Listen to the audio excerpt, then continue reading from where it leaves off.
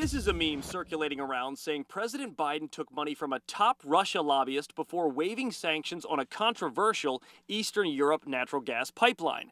Is it true? Our sources are documents from the Lobbying Disclosures Act, the Federal Elections Commission, and the Nonpartisan Campaign Legal Center. This is complex, so follow me here. This is the pipeline mentioned in that meme, the Nord Stream 2, a proposed natural gas pipeline from Russia to Germany. It would be owned by the Russian energy company Gazprom, but there are other companies involved. 5 other European energy companies partnered to build it. Now let's get to the money and the claim that President Biden received funds from a top Russian lobbyist. According to analysis from the Campaign Legal Center, there is a lobbyist involved. A man named Richard Burt lobbies on behalf of those 5 European energy companies in Congress, but not the Russian company. One of the lobbying disclosures describes his work as, quote, advising on Russia sanctions issues.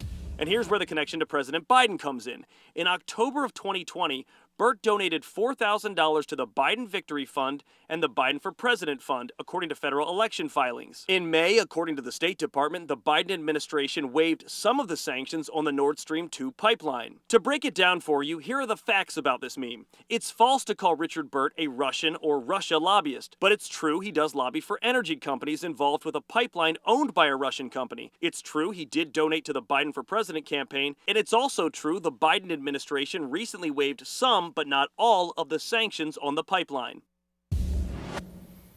And another point that our research has shown is that there isn't any clear evidence that the $4,000 contribution to the Biden campaign led directly to that waiving of some of the sanctions for the Nord Stream 2 pipeline.